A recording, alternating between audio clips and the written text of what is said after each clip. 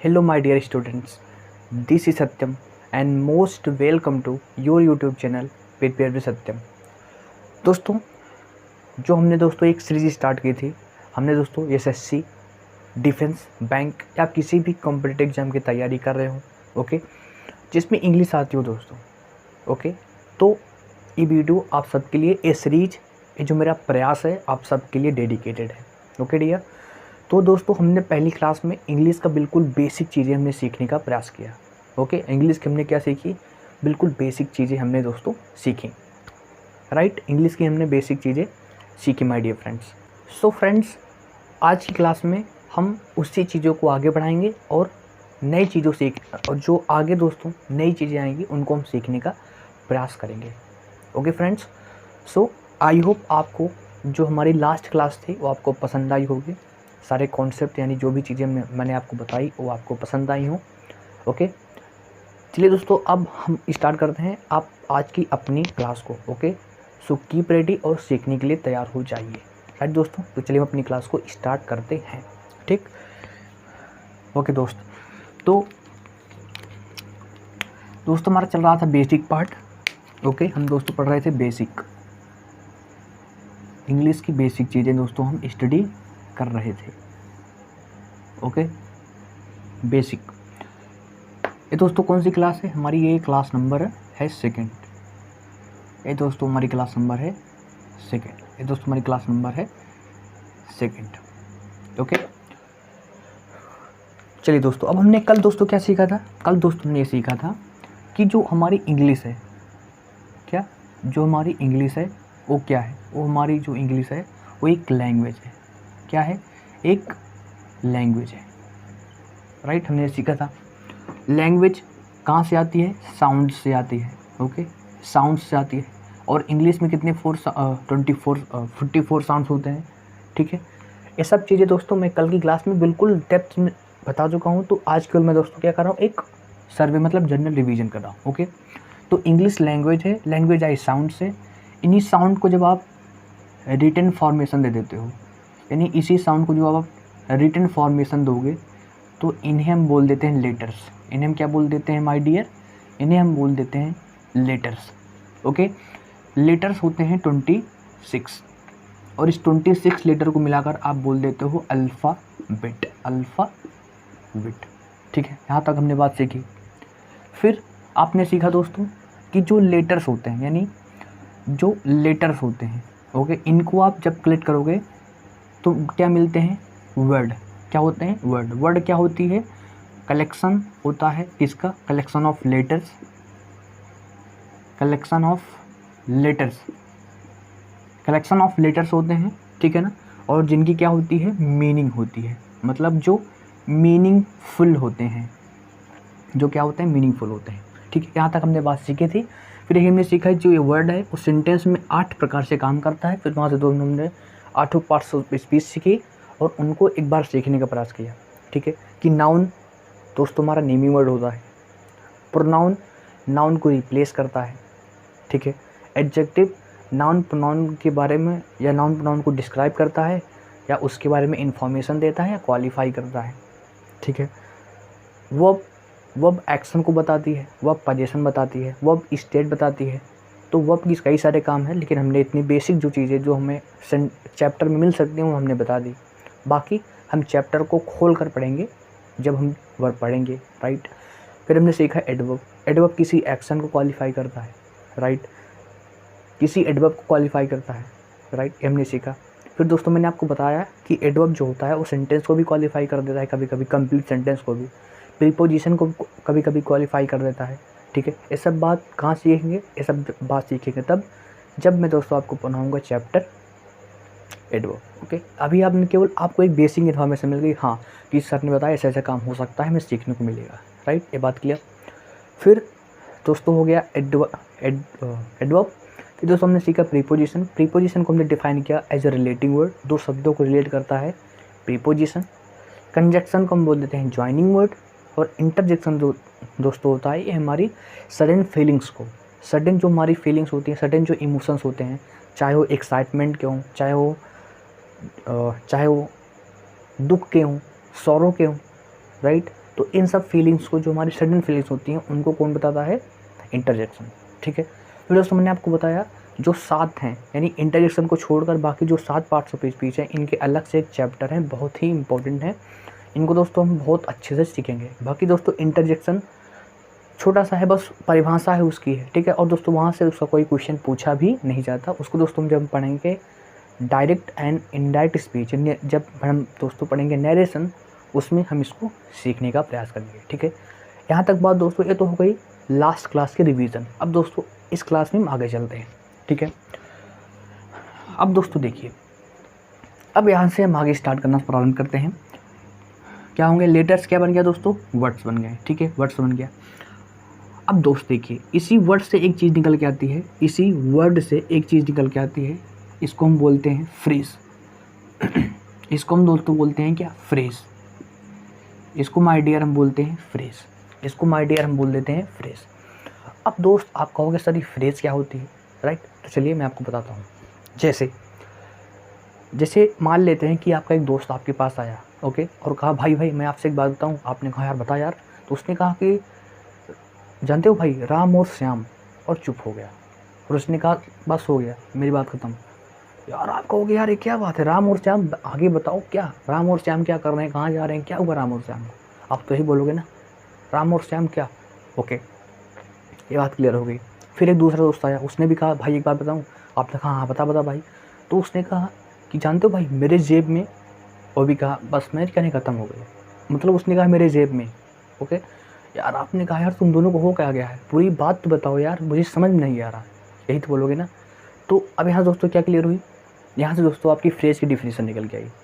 जैसे दोस्तों एक फ्रेंड ने आपसे बोला, क्या, एक जो दोस्त आपका था उसने बोला इन राम एंड श्याम। क्या बोला उसने? राम एंड श्याम। ठीक है, एक दोस्त आप ये बोला राम एंड श्याम। ठीक है, फिर दूसरा दोस्त आया, उसने क्या बोला? In my pocket. In my pocket. In my pocket. आप पहले चीज़ समझते हैं, अगर इसमें दोस्तों आप देखोगे तो एक वर्ड ये, एक वर्ड ये, एक वर्ड ये, 3 हो गए ना, यानी ये क्या हो गया? ग्रुप ऑफ वर्ड्स हो गया। ठीक है, इसमें भी दोस्तों 3 वर्ड ही हैं। ओके, तो ये भी क्या हो गया? ग्रुप ऑफ वर्ड्स हो गया। ग्रुप ऑफ वर्ड्स हो गया। क्या इनकी मीनिंग निकली ना? जैसे आपसे कोई, जैसे अभी हमने कहा कि मेरे जेब में, अरे भाई मेरे जेब में क्या है बता तो भाई, पूरा तो डिफिनीशन तो बता, लेकिन मीनिंग नहीं क्लियर है, राइट? मीनिंग क्या है? नहीं क्लियर है। मतलब क्या है मीनिंग? कुछ मीनिंग है मेरे जेब में, इसकी कुछ मीनिंग है, लेकिन पूरी कंप्लीट मीनिंग ये नहीं देता है। पूरी कंप्लीट मीनिंग ये नहीं देता है। तो यहाँ दोस्तों आपके निकल के आई क्या? फ्रेज की डिफिनीशन। कि फ्रेज क्या है दोस्त? कि फ्रेज से दोस्तों 2 बातें। पहली चीज़ बात दोस्त, पहली फर्स्ट बात कि फ्रेज क्या है? फ्रेज दोस्तों होता है क्या? फ्रेज दोस्तों होता है ग्रुप और कलेक्शन ऑफ वर्ड्स। ग्रुप और कलेक्शन ऑफ वर्ड्स। ठीक है दोस्त, यानी ग्रुप होता है या कलेक्शन होता है किसका? वर्ड्स का। ठीक है, फिर क्या इसकी मीनिंग होती है? नहीं, कुछ मीनिंग होती है, लेकिन कंप्लीट मीनिंग नहीं होती। ठीक है ना? तो आप क्या लिखोगे? लिखोगे आप not complete meaning. Not complete meaning. Not complete meaning मतलब इसकी पूरी मीनिंग ये नहीं होगी। ठीक है ना? इसकी कुछ मीनिंग होगी। ठीक है ना? कुछ मीनिंग होगी, सम मीनिंग, कुछ मीनिंग होगी, लेकिन कंप्लीट मीनिंग इसमें नहीं होती है। ये दोस्तों होती है आपकी फ्रेज। ये दोस्तों क्या होती है? आपकी फ्रेज होती है। ठीक है, यहाँ तक बात क्लियर? ठीक है, कि group of collection, group letter collection of words होते हैं। इनकी मीनिंग क्या होती है? कुछ इनके पास मीनिंग होती है और कुछ मीनिंग इनके पास नहीं होती है। ये दोस्तों क्या होती है? ये दोस्तों हो जाती है फ्रेज। दोस्तों क्या हो जाती है? फ्रेज हो जाती है। ये दोस्तों क्या हो जाती है? फ्रेज हो जाती है माय डियर फ्रेंड्स। ओके, अब दोस्तों देखिए, यहाँ तक बात क्लियर है आपकी? अब दोस्तों चलिए, अब इसके दोस्तों कुछ काइंड्स भी हैं, उसे भी हम बाद में सीख लेंगे। चलिए दोस्तों अभी सीख लेते हैं कि जो फ्रेज होते हैं, कि दोस्त जो फ्रेज होते हैं ये हमारे इंग्लिश में कितने प्रकार के होते हैं दोस्तों? एक होता है नाउन फ्रेज, ठीक है दोस्त, एक होता है एडवर्ब फ्रेज, एक दोस्तों होता है एडजेक्टिव फ्रेज। ठीक है दोस्त, noun phrase, adjective phrase, adverb phrase. ठीक है दोस्त, तो इसके काइंड्स क्या क्या होते हैं एक बार सीख लेते हैं। तो इनके दोस्तों काइंड्स क्या क्या होते हैं, तो आपको मिल जाएंगे किसमें रूप में। चलिए, एक आपको मिल जाएगा नाउन फ्रेज, नाउन फ्रेज, ठीक है दोस्त। एडजेक्टिव फ्रेज,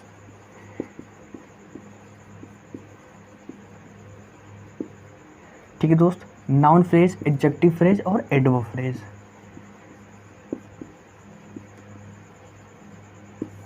ठीक है, ये 3 फ्रेज होते हैं। ये क्या होते हैं, 3 फ्रेज होते हैं। आप पूछोगे सर क्या इनको अभी पढ़ाओगे, नहीं अभी नहीं पढ़ाऊंगा इनको, केवल आप नाम जान लो कि नाउन फ्रेज भी होता है, एडजेक्टिव फ्रेज भी होता है और एडवर्ब फ्रेज भी होता है। ठीक है, इनके दोस्तों मैं जब क्या पढ़ाऊंगा, जब नाउन चैप्टर पढ़ाऊंगा तो नाउन फ्रेज, एडजेक्टिव चैप्टर पढ़ाऊंगा तो एडजेक्टिव फ्रेज और एडवर्ब चैप्टर जब पढ़ेगा तो उसमें हम पढ़ाएंगे एडवर्ब फ्रेज।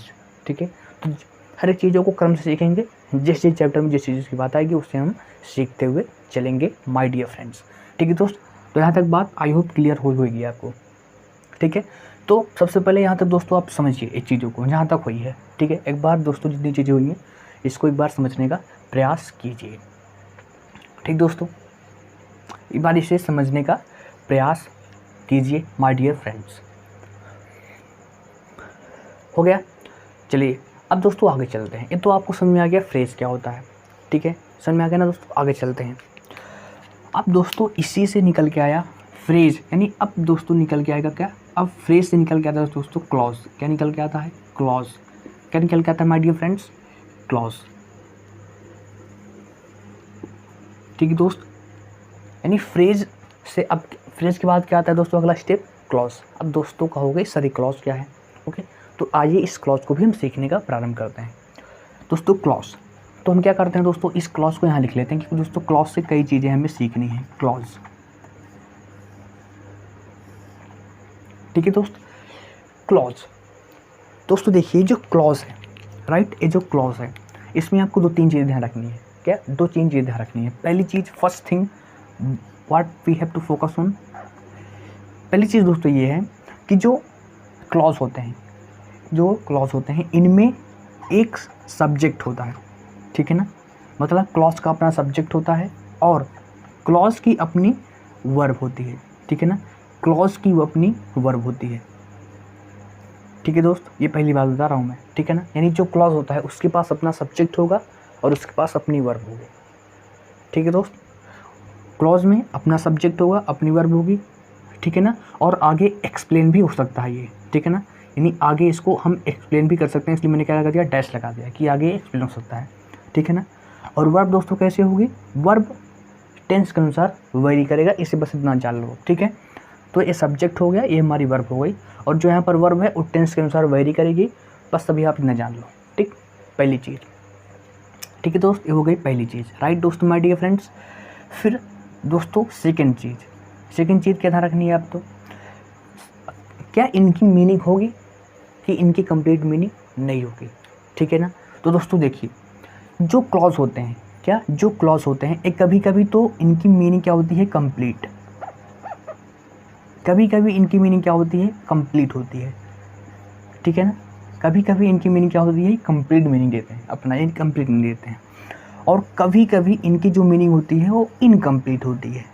ठीक है ना, यानी कभी कभी ये क्या देते हैं, नॉट कंप्लीट मीनिंग। क्या देते हैं, not complete meaning, not complete meaning. ठीक है ना, यानी पहली चीज़ क्या समझे आपने कि एक सब्जेक्ट एक वो। ठीक है ना, कंप्लीट मीनिंग हो भी सकती है और कंप्लीट मीनिंग नहीं भी हो सकती, ये होता है क्लॉज। ठीक है ना, सर कहो क्या एग्जाम्पल, अरे भाई पेशेंस रखो, हर एक चीज़ बताऊँगा। ठीक है ना, अब देखो क्या करते हैं दोस्तों, क्लॉज और सेंटेंस को एक साथ समझ लेते हैं, इसलिए अब क्या करते हैं, थोड़ा सा हम इस क्लॉज से सेंटेंस को भी एक्सप्लेन कर दे रहा हूँ ना, ताकि हम क्लॉज और सेंटेंस को एक साथ समझ लें। ठीक है, अब दोस्तों इसी क्लॉज के बाद, ठीक है दोस्त, क्लॉज के बाद दोस्तों निकल के आता है क्या, सेंटेंस। क्लॉज के बाद दोस्तों क्या निकल के आता है, सेंटेंस। अब दोस्तों जाके आपका स्टेप कंप्लीट होता है सेंटेंस से। सेंटेंस दोस्तों क्या होता है, सेंटेंस माय डियर फ्रेंड्स क्या होता है, सेंटेंस क्या होता है, सेंटेंस दोस्तों होता है, सेंटेंस दोस्तों क्या होता है, a group of words, a group of words. ठीक है ना, यानी शब्दों का समूह होगा। ठीक है ना, which makes complete sense, which makes complete which makes complete sense, right. Sentence क्या होता है? A group of words which makes complete sense. यानी कहने का से सेंटेंस क्या होता है? यानी शब्दों का ग्रुप होता है। क्या होता है? ग्रुप ऑफ वर्ड्स होता है, और जो क्या देता है? जो कंप्लीट सेंस देता है, जो कंप्लीट मीनिंग देता है। अब दोस्तों अगर देखोगे तो सेंटेंस की इस परिभाषा को देखिए, और क्लॉज को आप केवल इतना स्टेप देखिए, क्लॉज को सिर्फ इतने स्टेप को देखिए, ठीक है ना। अगर ध्यान से देखो दोस्तों, तो एक सब्जेक्ट एक वर्ब, एक सब्जेक्ट एक वर्ब, क्या हो गया? ये भी तो एक ग्रुप ऑफ वर्ड्स हो गया, ये भी तो दोस्तों एक ग्रुप ऑफ वर्ड्स हो गया, ये भी तो दोस्तों माय डियर एक ग्रुप ऑफ वर्ड्स हो गया, ठीक है ना। ये भी तो ग्रुप ऑफ वर्ड्स हो गया, ठीक है। यानी एक सब्जेक्ट एक वर्ब, यानी दो सब्जेक्ट, यानी सेंटेंस में दो तीन शब्द हो सकते हैं, दो तो मिनिमम होएंगी, इसलिए क्या हो गया? ग्रुप ऑफ वर्ड्स हो गया। अब जब ग्रुप दोस्तों वर्ड्स हो गया तो हम इसको क्या बोल सकते हैं? ग्रुप ऑफ वर्ड्स, यानी कलेक्शन ऑफ वर्ड्स बोल सकते हैं। अब दोस्तों आप इसे मत देखिए, अब यहाँ देखिए कंप्लीट मीनिंग, कंप्लीट मीनिंग। अब दोस्तों अगर ग्रुप ऑफ वर्ड्स होगा और कंप्लीट मीनिंग होगी, और दोस्तों इसकी वजह से देखो, a group of words which makes complete sense, यानी जिसका शब्दों ग्रुप होगा और कंप्लीट मीनिंग देगा।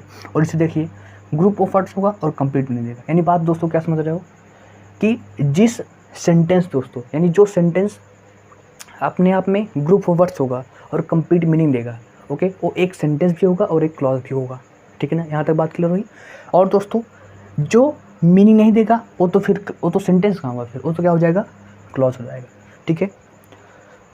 जो दोस्तों अभी आपने सीखा, इस बात को क्या कीजिए, एक बार थोड़ा इस पूरी चीज़ को एक बार दोस्तों अपने दिमाग में डालने का प्रयास कीजिए, ओके। तो मैं दोस्तों यहाँ से अब दोस्तों मैं बढ़ूँगा अपनी नेक्स्ट स्लाइड पर, अगली, मतलब दोस्तों इसे आपको स्क्रीनशॉट लेना है, जो भी करना है दोस्तों स्क्रीनशॉट लीजिए, लिखिए, जो भी कीजिए।